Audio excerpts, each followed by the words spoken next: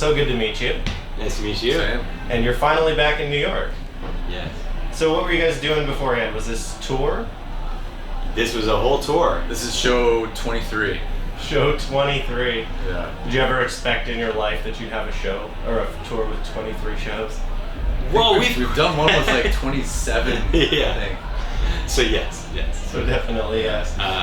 But yeah, 23 shows feels like Imagine having to do 4 more shows after that'd be a lot. this. It would be a Yeah, lot. but we'd be mentally prepared. Right. So this one's been a little more intense than the past one? In the past couple we've done, yeah. Yeah. It's a little longer than. Also, we have more gear. We have like more lights, and so it's a more strenuous load in and load out and setup, which makes it feel kind of harder.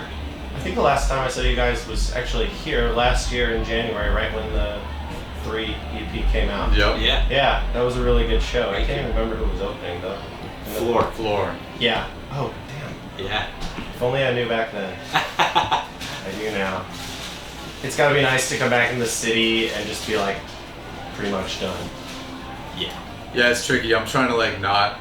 I didn't go back to my apartment today. I'm just trying to like stay in the groove and like not feel like I'm home yet because Same. still got a show. Yeah.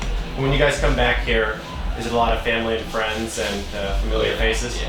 Yeah. It's like so much of that. I think we have 80 VIPs tonight. Oh my god. So yeah, it's just like all family, and which is awesome. Yeah. But happy it's the last show. Is it ever weird to have that many people you know staring right at you? Yeah, and you know what? Maybe it is a little weirder than knowing no one. I think like that's less like pressure when you know no one. Yeah, like when It's easier to play for people who you don't know. Yeah. But it's cool. Like at the same time, it's like you get the feels when you see your mom's face looking at you. So it's cool. I can imagine. Felling. Yes, kvelling all over the place. So, speaking of moms, so tell me about your guys' musical backgrounds. Like, there's all kinds of reasons to get into music and love music, but what got you into this in the first place? My mom. She had me start taking piano lessons when I was 6. And it didn't burn you out. It didn't burn me out. No. Then I started playing percussion in band in 5th grade, and then just kind of I installed Fruity Loops on the family computer when I was like 13 or something. I was just messing around making like stupid dance beats. Yeah. And then John, how about you? Yeah, I started playing guitar when I was about 9, and used it as a way of writing songs, which I quickly realized was what I love doing. And yeah, I was writing songs my whole life and doing like solo stuff. Had my own bands here and there, and then was in musicals and stuff, and band in college and that kind of stuff. And then this band that we started like 5 years ago was the first time it was like it wasn't like John Sandler and the whatever. It was like a real band where it was a collaboration, and yeah, it felt really cool.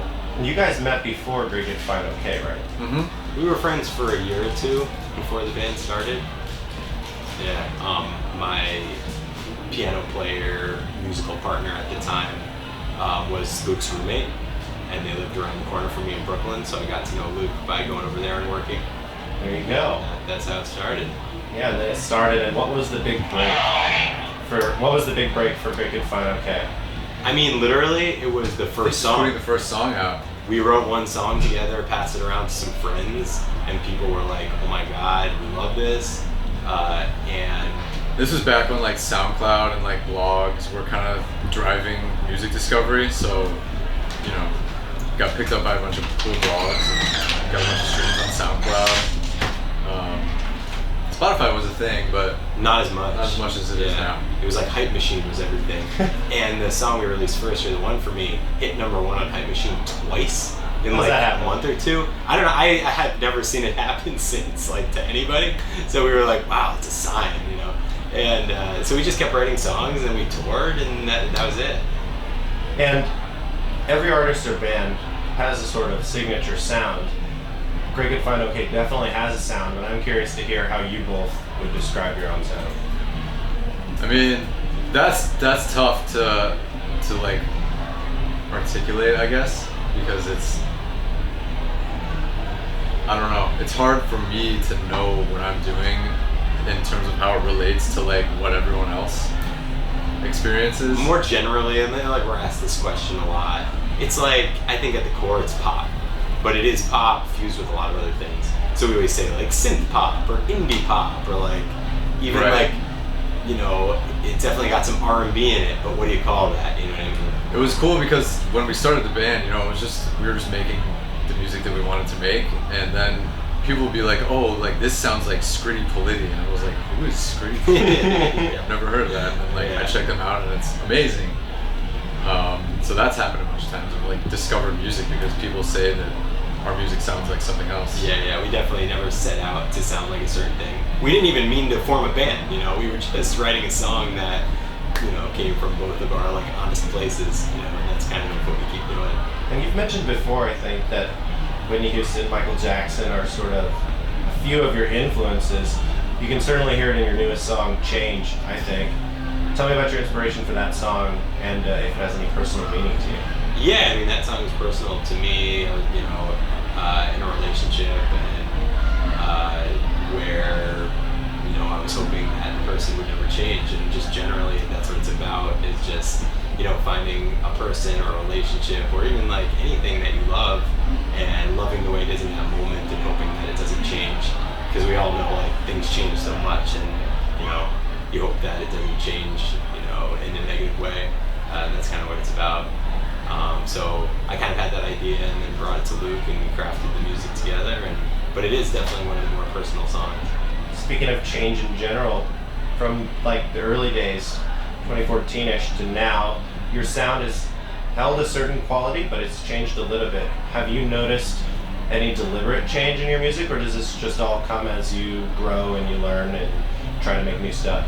I think, yeah, I mean, there are like specific things. Like from the beginning, it was kind of like maybe we shouldn't use acoustic piano sounds and just keep it all synths, keep it like, you know, more electro sounding. But at a certain point, like we were doing the song with Before You Exit, and you know, we were just writing a song, and I just pulled up a piano sound, and like that kind of became the foundation of that whole track. And it ended up being like the first Greg and Found OK song that had an acoustic piano. So I guess like since then it's kind of opened the door to having some more like organic elements. Like we've got a song coming out at the end of the month that has acoustic guitar on it. So you know, just kind of slowly trying to evolve. I like it. I like when we like kind of see how far the spectrum of our sound can go. And we've definitely done like the far end of like the dream pop synth thing. And so, like I said, it's not deliberate, but yeah, like our stuff that we're doing now is a little more organic, a little more like acoustic piano, acoustic guitar vibe. We have some lap steel on the stuff, and like I love that because like I love that kind of music also. So it's fun. One of the things that's stayed constant throughout is your voice, John. It's got like an ethereal quality to it, and you're in your upper register and your falsetto. Have you always been singing like that since the early days, No. or was that affected for this project? So yeah, like I had never really, I'd only sung falsetto as like flourishes, like, you know, pop singers do. But for some reason, when I was writing the lyrics and melody for You're the One for Me, I sang the whole thing in falsetto. So first time I'd ever done that. I don't know why I did it, but it sounded cool. So that was sort of became like a rule for Great Good Fine Okay, that it's just mostly in falsetto. And that's something that we've definitely been like changing up a lot too. Like More we're singing a lot more yeah. full voice now. I'd say all the songs we're writing now are like 80% full voice, 20% falsetto, which is cool because we have so many songs that are like 90% falsetto, so it feels like a good mix now in a live show. And with your music, it's always had this sort of happy beats and good vibes about it. Have you ever wanted to diverge from that with Great Good Fine Okay? Sure. I mean, you know, it's like some of the songs are definitely a little more down, a little more sad.